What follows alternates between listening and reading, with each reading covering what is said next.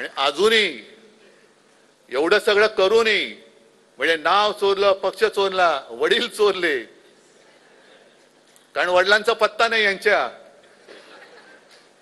कारण आयुष्यात कधी काही केलं नाही. मग शिवाजी महाराज आमचे, संभाजी महाराज, अरे आता तो पिक्चर आलाय छावा, काय भाजपवाल्यांचं काय करतो तो त्याच्यात, काय केलं काय तुम्ही? हा, जशी इतर लोक बघतायत पिक्चर तसं तुम्ही पिक्चर बघताय. हा, अनाजी पंतांचं काय बघायचं असेल म्हणून जात असाल तर जरूर जा, की बरोबर त्यांची परंपरा चालवतोय की नाही, भगव्याला डाग लावतोय की नाही, भगव्यात फूट पाडतोय की नाही. म्हणून मी या गद्दारांना सांगतोय की जसं मी माझ्या वडिलांचं नाव अभिमानाने लावतोय शिवसेना उद्धव बाळासाहेब ठाकरे, तसं गद्दारांनी शिवसेना अमित शहा म्हणून लावावं, नाही तर शिवसेना अदानी म्हणून लावावं, कारण त्यांच्यासाठी काम चाललेलं आहे. हे केवळ आपण जिंकण्याची लढाई नाहीये, तर कशावरती विजय मिळवायचा हे पहिले ठरवा. निवडणुका येतात आणि जातात, विजय होतो, पराभव होतो, परत विजय होतो. अगदी आजच्या शिबिराने मला 2000 साली अमरावतीला जे शिबिर घेतलं होतं त्याची आठवण झाली.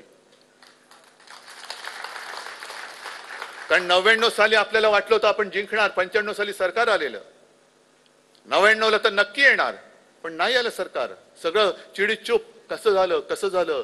आपल्याला हा एक थोडासा नाही म्हटलं तरी प्रॉब्लेम आहे. आपण जोशात असतो, पण जरा कुठे खुट झालं की सगळा जोश जातो आणि अरे काय झालं, काय संपत नाही हो. पाऊस पडत असतो, मध्ये दुष्काळ येत असतो, पुन्हा पाऊस येतो, पुन्हा कोंब येतात. तशी माझी शिवसेना आहे, तशी माझी शिवसेना. वाटत असेल कोणाला दुष्काळ, पण बीज पेरली गेलेली आहेत, ती त्या बीजापर्यंत, त्या मुळापर्यंत कोणी पोहोचू शकत नाही.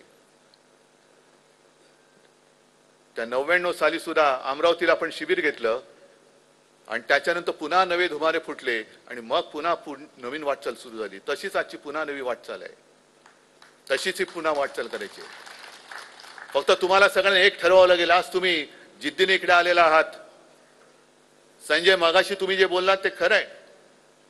लोकसभा निवडणुकीमध्ये आपण त्यांचं अश्वमेधाचं गाढव अडवलं होतं, महाराष्ट्राने अडवलं. अभिमान वाटतो मला तुमचा. या ईशान्य मुंबईमधनं सुद्धा त्यांची मक्तेदारी आपण मोडून टाकली लोकसभेमध्ये. मला अभिमान आहे तुमचा. पण लोकसभा निवडणूक आणि विधानसभा निवडणुकीत एक नक्की मान्य केलं पाहिजे की आपण गाफील राहिलो. लोकसभेला आपल्याला जिंकायचंच आहे म्हणून लढलो, त्वेषाने लढलो, आणि ती महायुती लोकसभेला आपण जिंकणार कारण मोदीजी आहेत. लोकसभेनंतर विधानसभा आली, मधल्या काळात हे सगळे घुसवाघुसवीचे प्रकार झाले मतदारांचे. आपण ज्या मानसिकतेत होतो की आम्हाला जिंकायचंच आहे, त्या मानसिकतेत महायुती होती आणि आम्ही जिंकलो आहोत. अगदी आपले मित्रपक्ष सुद्धा जॅकेट बिकेट शिवून तयार होते की बस आता जिंकलोच आणि मी घोड्यावर बसणार, जाणार विधानसभेत. म्हणजे त्या निकालानंतर मला काही जणांनी जे सांगितलं, काँग्रेसवाले आले, राष्ट्रवादीवाले काही आले आणि मला म्हणाले, उद्धवजी एक चूक जी झाली ती झाली, ते नाव जाहीर करायचं वगैरे म्हटलं ते सोडून द्या, त्याचा आता इतिहास झाला.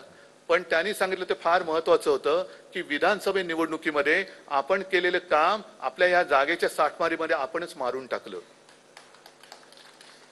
आपणच मारून टाकले. खरंय. आपण काय करत गेलो, तुम्ही किती देणार, एवढे, आम्ही एवढे, तुम्ही काय करणार, हे, आम्ही हे, ह्याच्यातच राहिलं. अरे पण आपण उत्तमरित्या सरकार चालवून दाखवलं. जगभरामध्ये आणीबाणी सदृश्य परिस्थिती नव्हे, आणीबाणीपेक्षा वाईट परिस्थिती होती, त्याही वेळेला आपण महाराष्ट्र थांबू दिला नव्हता. हे आपण लोकांना सांगूच शकलो नाही. आणि तेच काम नेमकं त्यांनी केलं. भ्रष्टाचार भ्रष्टाचार भ्रष्टाचाराचा काय आगडोम नुसता केला. आहे इकडे आता सूरज, आहे इकडे बसलाय, नाही घाबरला. काय खिचडी घोटाळा. अरे तुम्ही बकासुरासारखे खाताय, तुमचे हजारो कोटीचे भ्रष्टाचार आता बाहेर येत आहेत. संजय राऊतला आत टाकला होता तुरुंगात, नाही डरला. एक तर मला वाटतं घाबरून संजयला त्यांनी सोडून दिला. जा बाबा जा, आला तू गेलास तर तिकडे बरं. काही गेले शेपट्या घालून. पण त्या सगळ्यांना तिकडे घेऊन जणू काही गंगा स्नान घातलं तसं भाजपा स्नान घातलं त्यांनी आणि पवित्र करून टाकलं. अजितदादांनी घेतले 70,000 कोटी, ह्या ना गेले एवढे हजार कोटी. हे घोटाळे कितीचे? प्रफुल्ल पटेलला धुवून स्वच्छ केला. म्हणजे हे सगळे घोटाळे